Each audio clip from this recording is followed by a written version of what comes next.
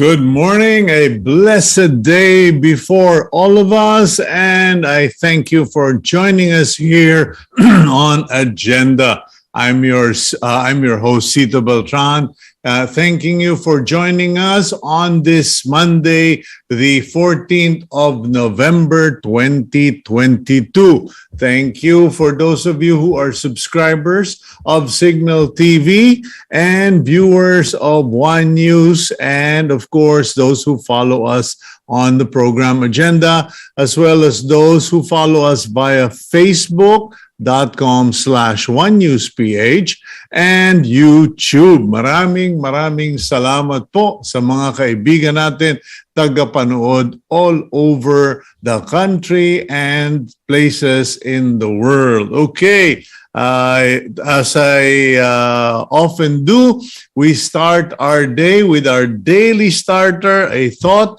or a word from the Bible or from celebrities or wise people. Today, we start from the book of Proverbs, chapter 16, verse 3, from the King James Version, and it goes, "Commit thy works unto the Lord, and thy thoughts shall be established." Okay, malaking bagay po ito. Whatever you are doing, planning to do, going to do, or are in the middle of, commit what you are doing to God.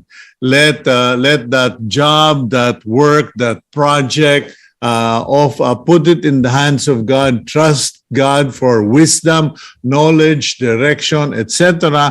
And I am confident that you will get the right direction. Sometimes we commit our work to God, pero, and I'm guilty as charged. I'm guilty that I commit the work to God, but more often than not, I end up going, and while you're taking your time, gagalaw muna ako, hahanap ako ng paraan, mamadaliin ko. That's not the right thing. And this weekend, I experienced the correction of the Lord because the Lord said, nagdadasal ka, request ka pa ng prayer sa mga kaibigan. And then after that, you can't sit back and wait. You try to manipulate things, you try to fast track things.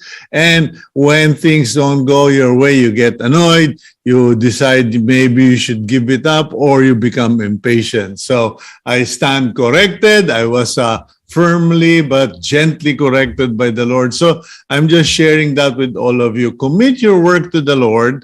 Do what you need to do. Don't try to fast track, speed up, or force the issue. Kasi mabibwisit lang po kayo. Let God take charge. Okay, let's now go to the front page of the Philippine Star, November 14, 2022. Hindi na yata payday bukas dahil ang payday usually 10 and 25 na raw. Talagang outdated na ako. Anyway, today, November 14, 2022, the front page of the Philippine Star. BBM, make South China Sea area of peace, not conflict. Okay. President Ferdinand Bongbong Marcos Jr. called out to claimants of countries to make, or on claimant countries to make the South China Sea a sea of peace, security, stability, and prosperity, and not political discord. Tama naman po yun in this time when people have been taking sides between China and the world. Medyo okay then that sober voice is heard. Now, let's talk about it. Let's come to an agreement, because at the end of the day, it is the countries, the countries in the ASEAN that will stand to lose or benefit the most if they can get their act together and we can peacefully coexist and take advantage of the SCS. Okay, at the top of the front page, Bantag, no arrest warrant, no surrender. suspended Bureau of Corrections Director, and battered in media individual Gerald Bantag has once again come out on an interview and said there is no warrant of arrest, there are no subpoenas, and therefore why should he surrender? And he also added that he feels like a bird that Secretary Boying Remulla wants to place in a cage. Okay. Photo at the top of the front page of the Philippine Star is a photo of the 70.3 Puerto Princesa Ironman event held last weekend or just this weekend, and ang dami pong nag-participate. 1,200 participants from 25 countries competed in the event. So I'm sure that must have boosted the economy of Puerto Princesa. Good morning sa inyo mga kaibigan ko dyan sa Puerto Princesa. Meanwhile, a small box inside that photo, we have Biden, U.S. won't veer into conflict with China. U.S. President Joe Biden has stated to members of the ASEAN that they will not collide or initiate conflict with China. They will simply compete and really compete. So, okay yun. Competition is always good, healthy for the global economy. Now, senators to vote on confidential intelligence funds. Okay? Medyo eto na po kasi hindi sila magkasundo what to do about intelligence funds requested or budgeted for civilian departments and agencies. The senators have decided to simply put it to a vote. Just my 1 centavo comment. If it's wrong, it's wrong. Okay? No vote in the world will correct something that shouldn't be. Hindi dapat binibigyan ng intelligence funds ang civilian agencies and department. Okay. And in the meantime, we have that big photo in the middle of the front page. A photo of President Bongbong Marcos with Prime Minister Justin Trudeau of Canada holding bilateral meetings at the Sokha Hotel in Phnom Penh yesterday. Prime Minister Trudeau expressed that Canada sees closer ties with the Philippines. Magandang balita po yun. And for the bit of bad news, sad news, fisher folk buckfish importation. Pumalag! Sumigaw ang mga namamalakaya fisher folk because the Department of Importation, the Department of Agriculture issued, a special order 1002 signed by Senior Undersecretary Domingo Panganiban last week for their plan to import 25,000 metric tons of fish, mostly galunggong. Babahain ng gulunggong ang merkado para sa Pasko siguro. Okay, marami na namang kikita. Another bit of bad news or disturbing news, we will follow up on this story. COVID patients, according to a study, faces higher risk of diabetes. Para pong gumawa ng pag-aaral, and it seems that though there is a bidirectional, parang nagsasabay ng patutunguhan, ang relationship between SARS-CoV-2 and diabetes. So be careful po, those of you who got COVID-2 during the pandemic, watch your health. Mag-ingat na kayo even if you don't have diabetes now. It could be a problem in the near future if you don't watch your health. Okay. Meanwhile, the Commission on Human Rights probes 176 inmates' bodies at funeral home. Ayon po ang malungkot. Hahanapin because as far as the CHR, if a person denied of liberty or a prisoner dies, he should be given a proper burial. Hindi po yung tinatambak sa morgue, 100 plus sila patong-patong. Sa kulungan, sardinas na sila. Pagkatapos sa morgue, ginawa pa silang pinipig na mga patay. Okay. Photo in the bottom of the front page. Ayan na po, ha? Nako, I have to bite my tongue or else I might say something nasty. Okay, Senator Cynthia Villar, Chairperson of the Committee on Agriculture and Food and Department of Agriculture Undersecretary Domingo Panganiban, lead the recent observance of Organic Agriculture Month at the DA Central Office in Quezon City. Aray ko po, pati yung mga exhibit ng DA, kani-kanila na lang, sila-sila na lang, doon lang sa loob ng department kasama ng kanilang gag order. Okay, last but not the least, photo of the lighting of the Christmas tree in Robinson's Manila's Midtown Wing. Ayun po. So there you go, the front page news. And let me just go through some of these messages from our viewers. Densco agreed with our statement about committing to the Lord, and greetings to Jun Mac, Kuya Jun Mac, birthday niya, and greetings to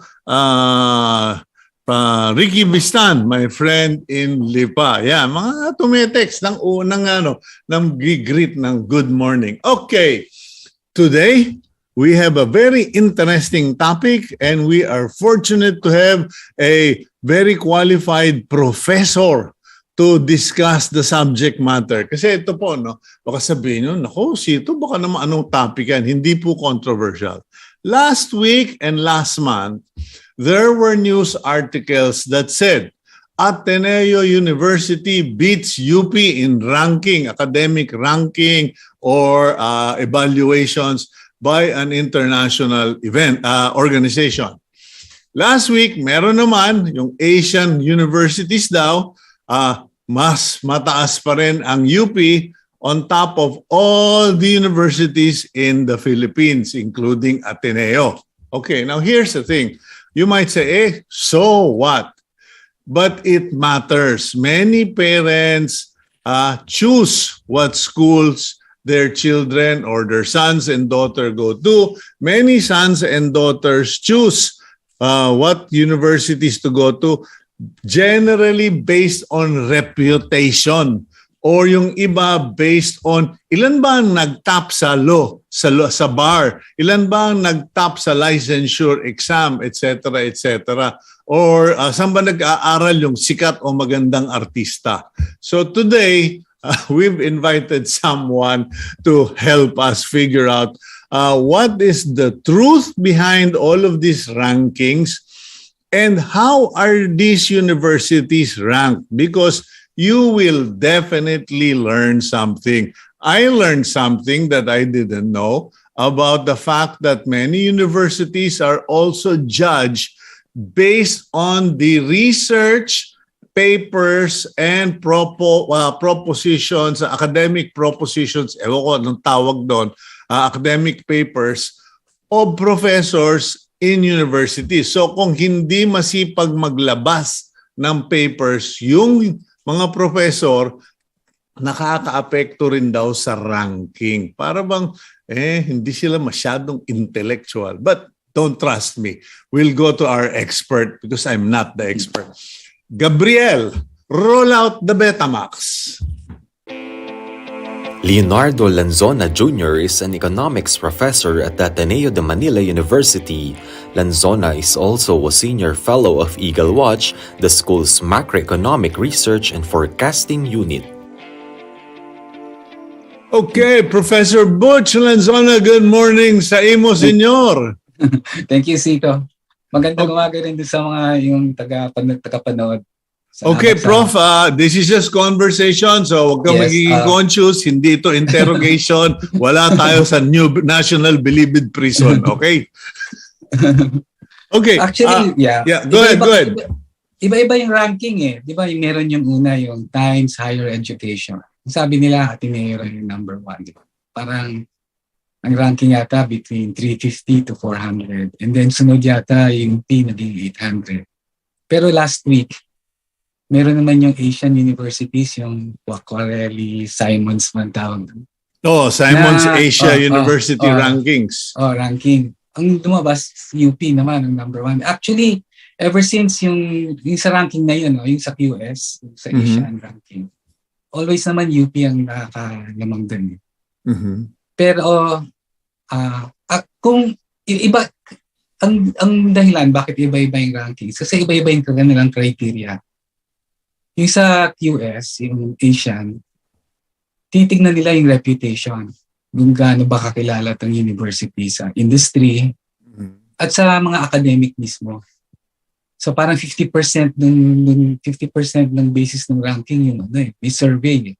Nagsisend out sila ng survey sa mga employers, sa mga universities themselves, kung kilala ba nila itong university mo ito. So yun ang Asia, talagang reputation ang pinaka-focus. Yung isa, yung mas earlier na ranking, yung Times Higher Education. Kasama din yung research. Meron din silang reputation pero hindi masyadong malaki. I mean, meron din silang yung reputation pero hindi masyadong malaki yung weight. Ang pinakamalaking weight yung research at saka yung citation. Hindi lang yung volume ng research. Pati yung impact niya sa community, sa sa economy siguro, kung economics or sa may field mo. Pati sa mga estudyante. Kaya kasama na rin yung teaching. Merong weight yung teaching, quality of teaching, and so on and so forth. Parang yun, nakapasok yung Ateneo. Actually, ang hirap pumasok sa threshold na yun kasi Ateneo ever since has been known as a teaching university. Talagang teaching yung talaga yung focus eh. Okay. Pero nung lumabas na yung mga ranking na ganito, biglang nag-invest ng Ateneo to do research. Mayroong nakuha ng mga funds for the alumni. Kasi parang may threshold para makapasok sa Times Higher Education. So before, ang nakapasok lang yung UP tsaka Lasal eh. Para masipag sila sa paggawa ng mga documentation and everything. Yung Ateneo medyo na late, tapos kailangan yata you have to wait a certain period of time bago ka magkaroon ng ranking.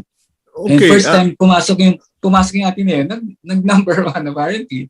Pero yun, iba-iba yung criteria. I suppose yung UP hindi papayag dyan. Yeah, well, but you know, be that as it may, Professor, where parang Andy Williams where do I begin diba? Parang, where does it all start? First, ito ba unsolicited or solicited? Kasi may alam ko pati naman ako nakatanggap na ako ng mga award na alam mo na, diba? Kailangan ikaw yung magprepresenta. You have to submit, you have to offer yourself up for consideration. Yeah. And I think it's all unsolicited. Okay. Talagang may mga purpose yung mga agencies na yan na gumagawa ng ranking. Primarily, to find out kung ano yung quality of education all over the world. Actually, hindi importante kung mataas bang UP or mataas bang Ateneo. Ang importante doon. Okay, I think ayun yun. Okay, may lag lang. Professor, could you start Could you repeat it because naglag ka eh. So hindi importante yung ranking ng kung sino man ang number one sa atin, ano. Ang importante yung quality ng education sa Philippines. Apparently, yun ang talagang purpose nitong mga survey na to eh, itong mga ranking na ginagawa. Parang kinukumpara nila yung bawat countries. In a way, parang maging incentive din, di ba?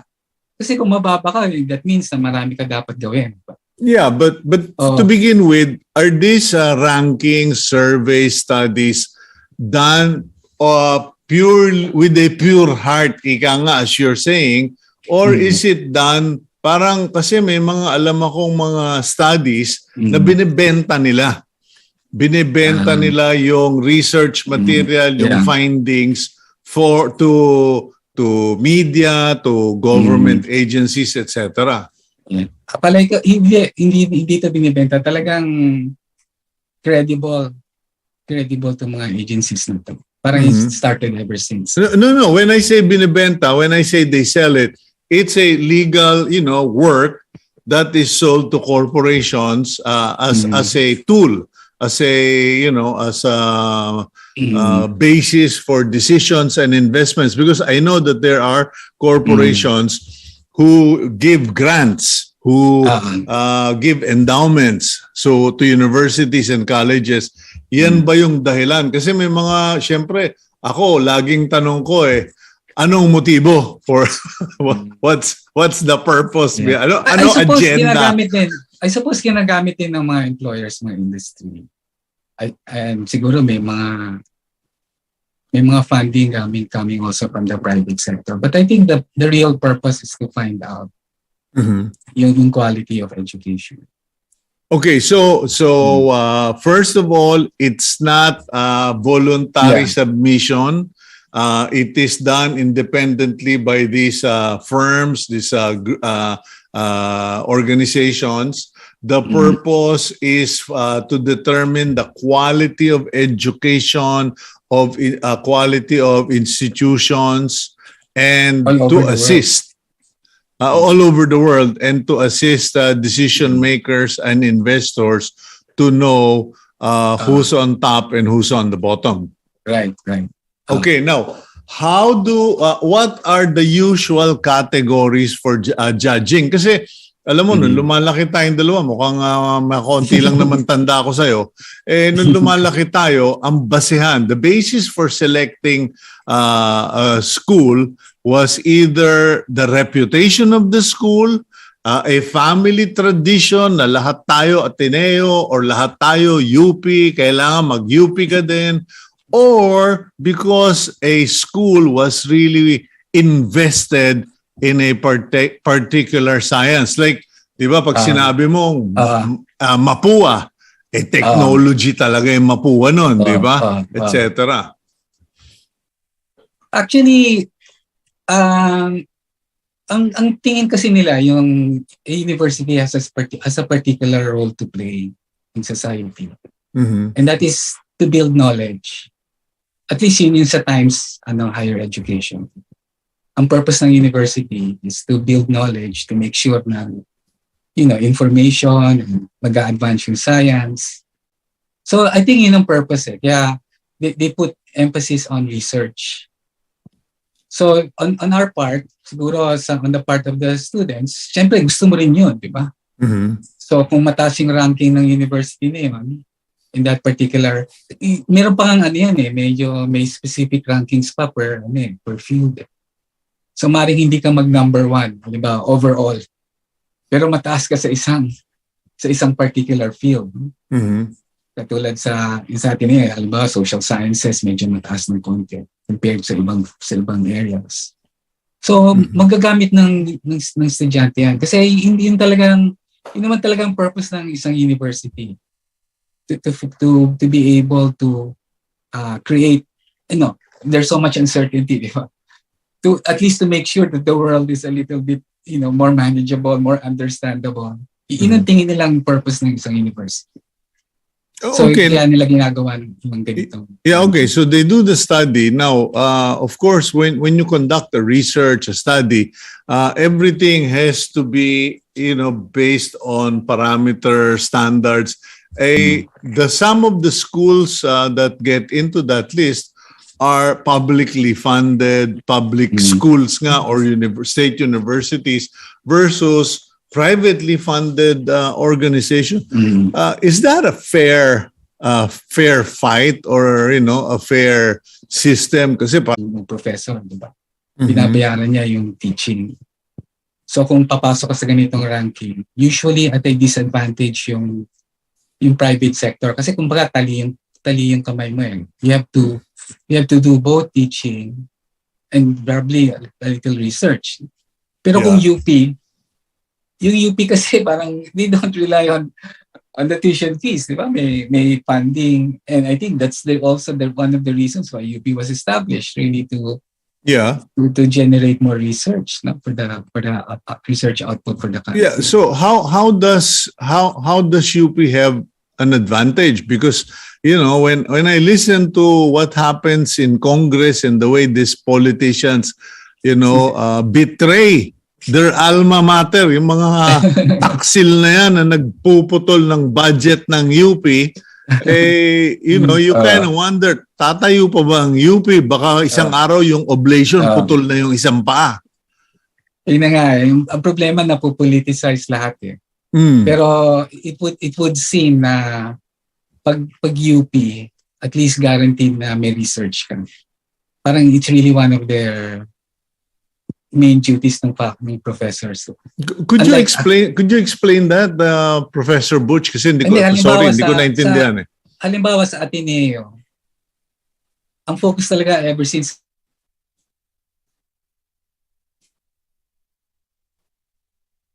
sa lala yung kita nung yung funding ng city sa mga tuition fees.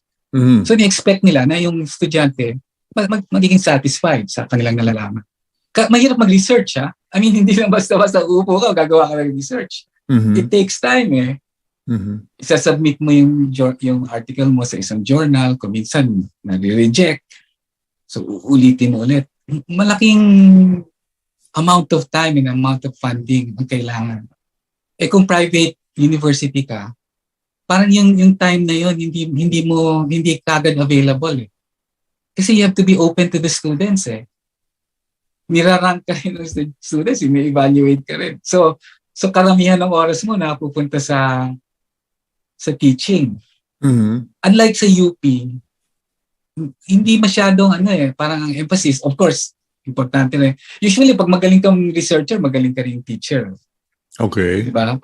Pero nonetheless, sa UP, mas focus talaga kasi nga they don't rely on the tuition fees. So parang even if yung hindi but is there a system? Kasi like in Ateneo, you're correct, no? The teacher, professor, mentor is primarily hired to teach the students. That's responsibility number one. You said that research is not a major platform or initiative in Ateneo, whereas in UP, they can do both. Now, when you say they can do both, kasi sa bagay sa UP kasi pumasok ka kung gusto mo, kung ayaw mo wag, at least yung panahon natin, bahala ka sa buhay mo, basta pumasa ka sa mga exam at ipasa mo yung mga requirements. So which gives professors and associate professors enough time for other activities. But meron bang parang mga grants, scholarships or funding made available sa UP that is not available to, let's say, Ateneo, LaSalle or other schools? Parang meron. Although parang naging teaching assistant lang sa UP. So, pero ang pagkaintindi ko, merong funding coming from the government. Pero ang idea nga yata is you have more free time. Parang less number of units na itinuturo. Unlike sa Ateneo, 30 units yan every year. Kasi nga nakasalalay yung funding ng university sa estudyante. Sa UP, hindi gano'ng kalaki yung load. May bandy clock ba kayo sa Ateneo? Wala naman. Tinatanong ko pero pag hindi ka mag-attend, reklamo yung estudyante. Patay ka. may magsasabi sa iyo, hindi ka raw nag-a-attend. Okay. So, Importante yun. So, yung load ng usually sa private university, sa teaching, hindi talaga minsan. Although ngayon nga, kasi nga, nauso na itong mga ranking, and then nagkaroon na ng focus sa research. Nag-develop na ng mga systems within Ateneo for the teacher to be deloaded to do research. okay. Let's So, go for... magpa-promise ka na, sige, hindi ako magtuturo, konti lang units ituturo ko, the rest will be for research. Mhm. Pero may commitment ka na at the end of the year, meron kang publication. And that publication will be property co-owned by Ateneo and the professor. It adds to the reputation of the university and then it improves. Sa Ateneo, actually yung volume ng research sa Ateneo, I suppose hindi as much as UP or LaSalle. Mhm. Pero yung quantity, pero malaki yung weight nasa site ka eh. Okay, let's go for a quick break, Professor Butch, and when we come back, pag-usapan nga natin bakit pinapahalagahan, why is there value given to these research papers? Kasi baka akala ng mga nakikinig sa atin, term paper lang yan. Okay, we'll go for a quick break. We'll be right back here on Agenda. Okay.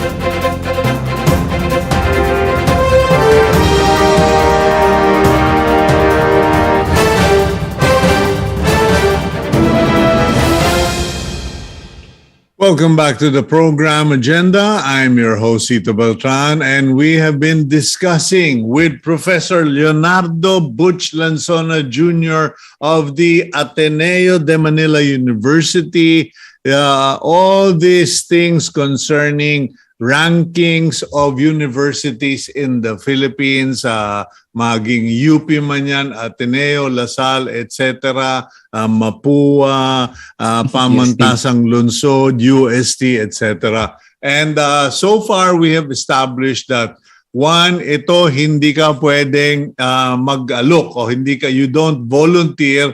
You are independently studied by the research firms, the people who do the assessment.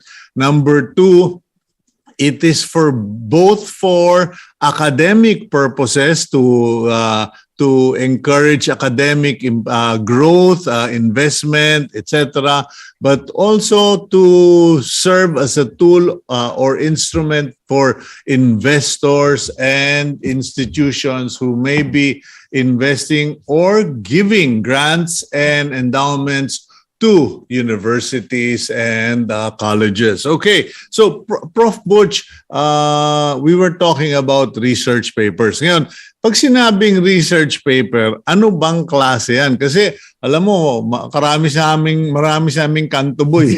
Pag sinabi mo research paper, term paper, ilang pages yun? 50? Pwede na yan. Actually, pag sinabi mong research paper, parang ang crucial doon item yung contribution. Anong contribution mo? Halimbawa, so merong all over the world, merong a certain amount of knowledge. So magdadagdag ka ng kahit katiting.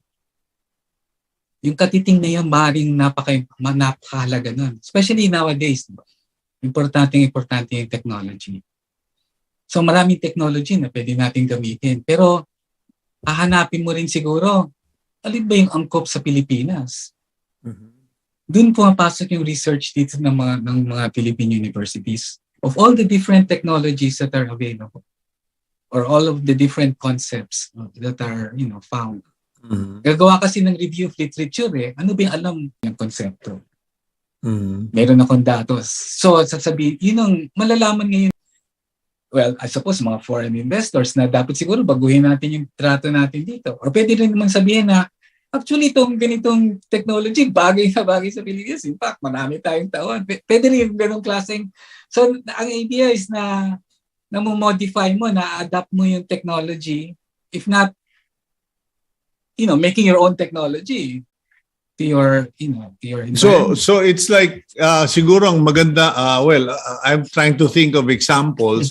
I mean, like, let's say the established practice is you are supposed to make this combination of chemicals and you are supposed to let it sit for, let's say, 30 days. But in the Philippines, where it's a tropical country, high humidity, etc., you might be accelerating the process because of weather or environment. So you should only do it 25 days. And this is based on observation of 100 or 1,000 test cases.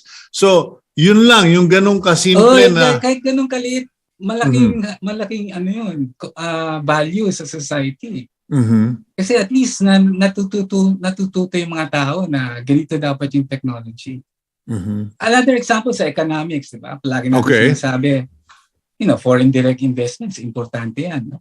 Kailangan natin mag-inganyo, punta tayo sa abroad. Sabihin natin sa mga investors, punta kayo sa Pilipinas. Pero apparently, pagdating nito ng foreign direct investments, yung mga technology na dinadala nila, hindi naman pala applicable dito. Kailangan ng malaking capital. Correct. In the process, imbis na mag-hire ka ng workers, machines ang gagamitin mo. So dumadami, imbis na nakabuti. I suppose, tataas yung GDP mo. Kasi mas marami ka ng output. Pero mataas din naman ng unemployment mo. So, yung research na gano'n, na sinasabi na yung technology, kailangan i-adapt mo sa environment. Hindi, yung technology is not manna from heaven. Yeah. Doon pumapasok yung research Okay. Na lalaman mo na ano ba yung mga bagay na pwede mong gamitin sa yung or but no, how given does all the technology, baka hindi talaga applicable sa atin. So, kailangan tayong gumawa ng sarili natin. parang I wrote an article for tomorrow. Was it? No, for today. It's a Monday. Regarding our welfare state. Kasi puro na tayo ayuda, tawid pang pamilya, etc. And it has been determined that all the families that were given this assistance remain poor. And so we have to come up with new systems or new policies, etc. And then pag ginawa mo yung paper at na-prove mo na mali yan, tama ito, and then it is submitted, it can be adopted by global communities, governments, and then the honor goes to you and to Ateneo de Manila University.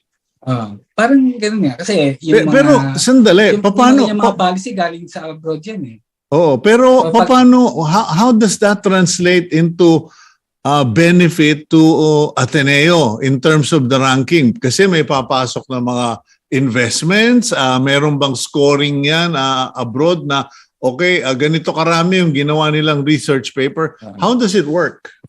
Kasi sa atin na importante yung one of our goals is yung building the nation. Diba? That's one of the objectives of Ateneo. We have to build the nation. Build the nation. One way of building the nation is to do research. So kahit walang monetary returns, at least psychological returns man lang. At least ako, kung nakapag-publish ako, ang feeling ko, master ako dito sa area na to. So it gives me, wala namang masyadong, well sa atin na yun, may mga prizes na binibigay kung nakapag-publish ka. Pero that to me is secondary Ang mahalaga yung napatunayan mo sa ibang tao, sa iyo mismo, na meron ka palang alam na na hindi alam ng ibang tao. And therefore, Okay. you're considered an authority. So research is good. Now, Yeah. okay, let's talk Actually, about... sa mga Harvard, yung research nagiging kwarta eh. Kasi ginagawa nilang patent eh. Gumagawa sila ng mga, from the research, Mhm. nagde-develop sila ng technology, and then nagkakaroon ng patent, kumikita yung university. Mhm. Yung tinatawag na Harvard Rat, alam mo ba yung Harvard Rat? Yeah. Mhm. Yung, May kaibigan nga ako veterinarya dito sa Pilipinas eh. Nakakuha lang ng 2 patents. Ayun eh. Sabi ko, hindi mo na kailangan magtrabaho, dahil mo ng pera eh.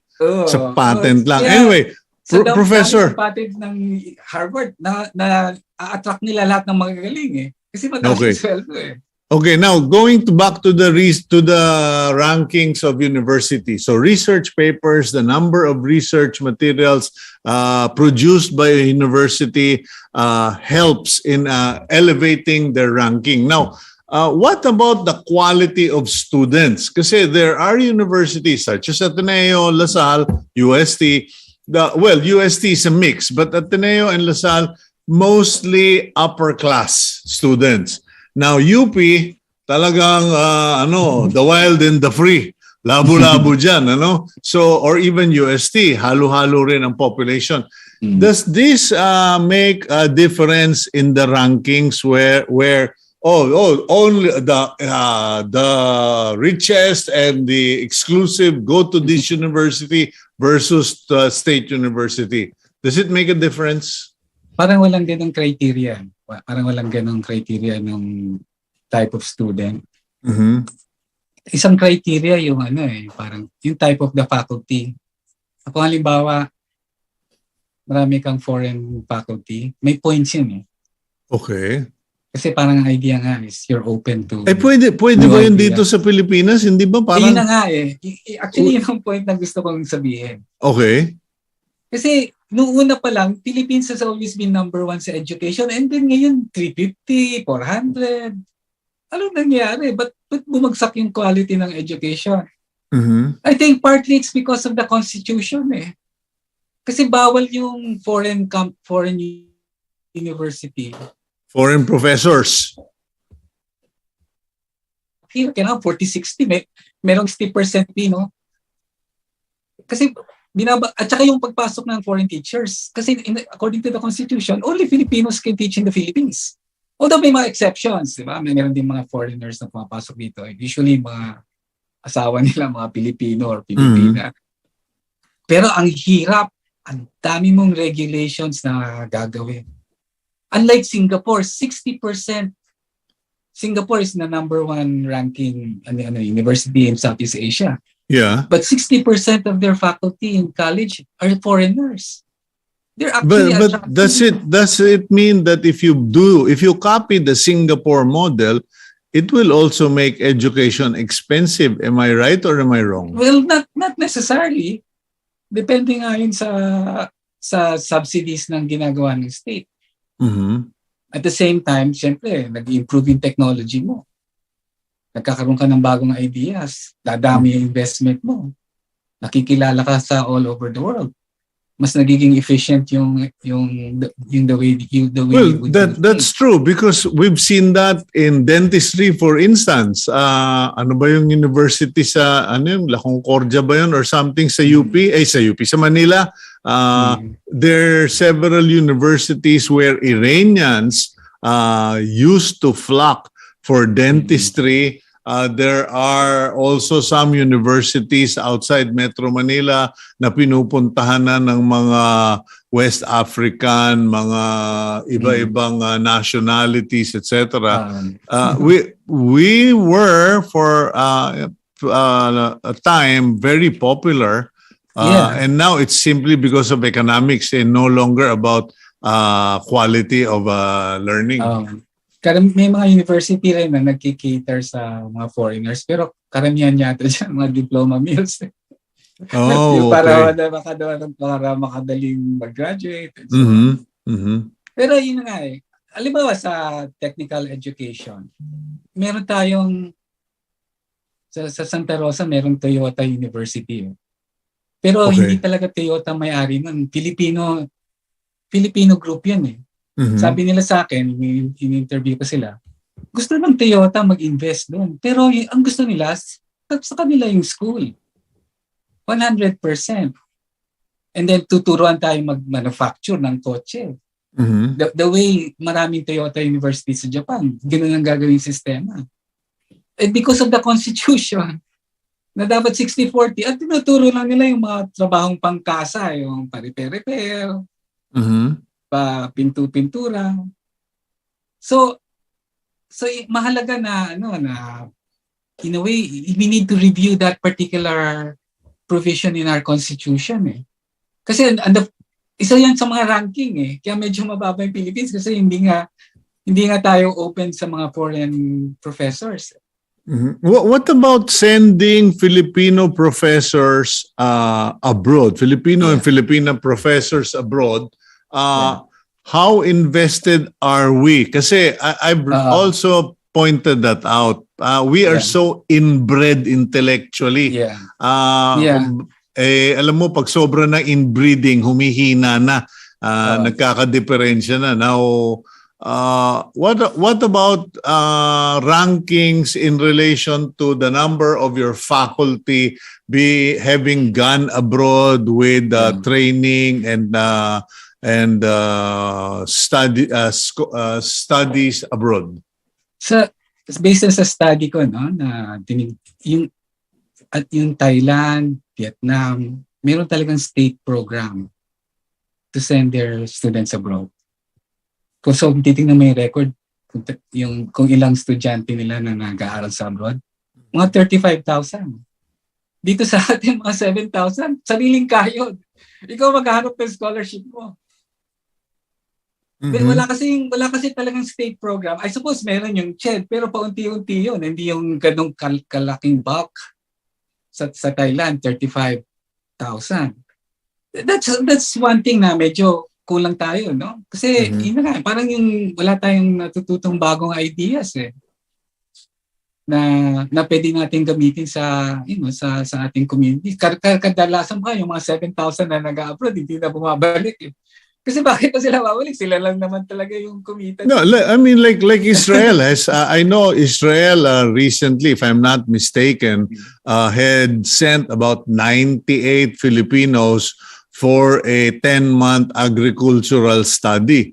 And sabi ko, that's really nice. That's a good first step. But you know what happens to them when they get back? Unless the government gives them 10 hectares each. All that knowledge. That's one model. One model is to send them abroad. The other model is to bring the universities here. Meaning? Dalhin mo yung Harvard Medical School. Actually, meron akong narinig na initially, plano nila mag-set up ng medical school dito kasi kilala yung mga doktor natin abroad eh. But because of that provision nga ulit, yung 40-60 na yun. Kasi gusto ng Harvard, syempre may mga patent sila, may mga copyright sila sa certain particular concept.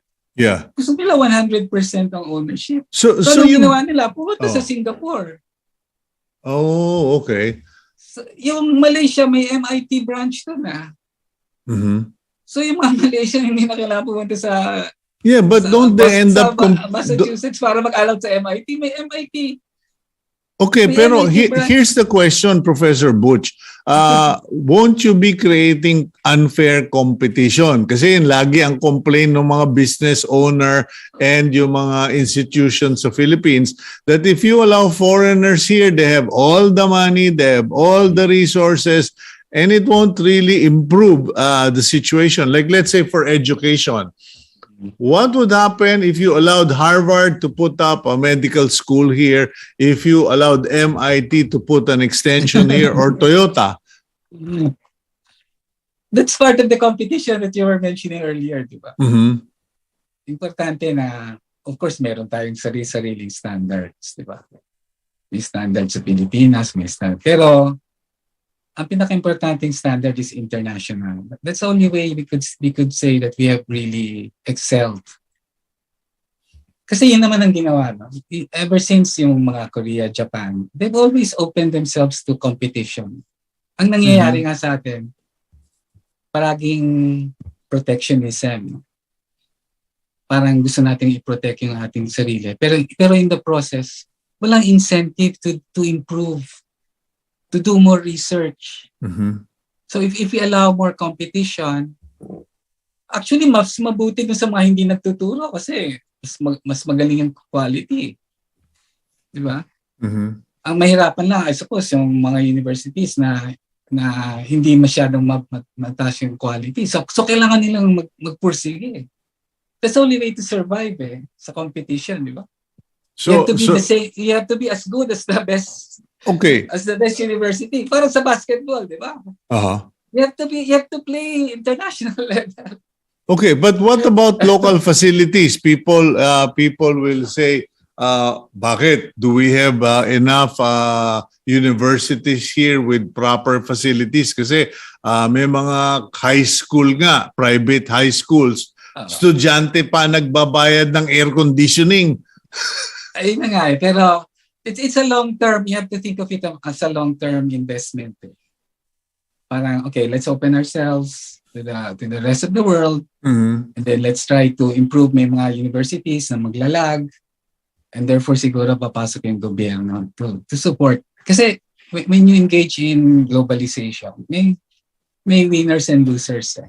Yeah. So as much as possible, you try to prevent as many losers. So at least those who have the potential to compete should be given some particular support. Siguro, I suppose, itatax mo yung mga foreign universities na papasok dito. Para mas ibibigay mo namang subsidy sa mga, halimbawa, mga state universities. Mm-hmm. And in the process, it's learning by doing. Yeah. Are you saying, Professor, that the government should stop being just a regulator and start becoming an investor in developing the material, the quality of mentors, professors, investing in sending our teaching, our faculty abroad for further studies? May role to play ang government. Halimbawa yung mga, kung magkaroon ng mga market failure, yung hindi makakompete. Yeah. Kasi halimbawa monopolyo na nung Harvard, mga MIT. So pwedeng pumasok doon yung gobyerno. Pero not to the point of identifying ano bang books yung, at least to the level na magsusurvive yung particular university. And then at the same time, i-regulate mo rin yung mga monopoly. Diba? At least tataasan mo man lang yung taxes nila. Kasi sila yung kumikita. And then you use the whatever revenues that you get from the tariffs to support the local universities. You've contributed so much to this conversation, but actually, nagsulat on this area.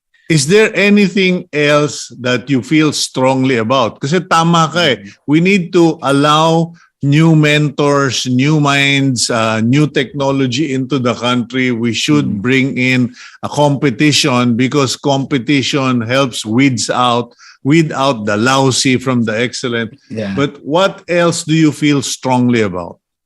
Actually, ang pinaka-main problem sa Philippines yung quality of basic education. Di ba parang meron exam na hindi man lang marunong daw mag-English na ngayon mga Pilipino. Mababa yung mga math scores.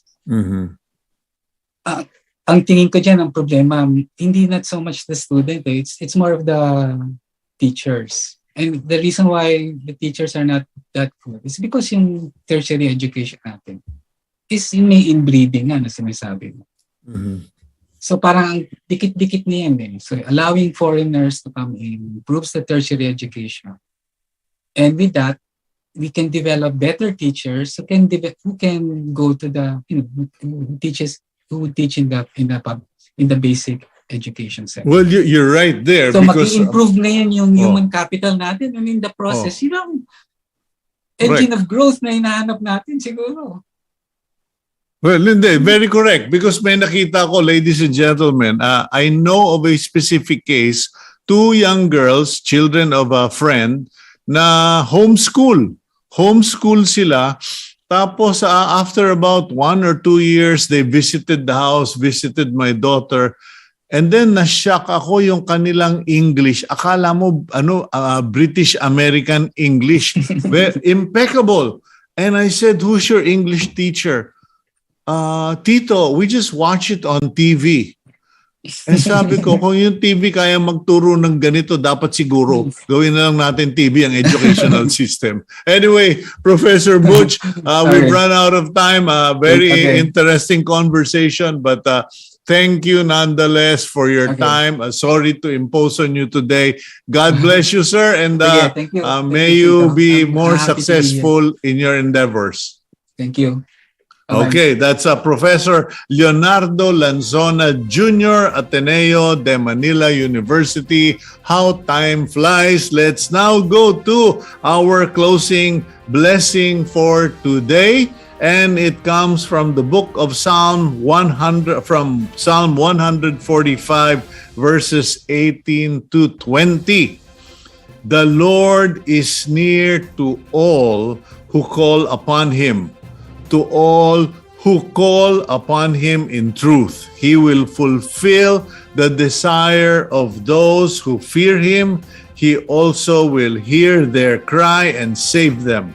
The Lord preserves all who love Him, but all the wicked He will destroy. Okay, that's it for me today. Thank you for joining us here on Agenda. Have a great day ahead of you. God bless all of you. Please keep it here on One News.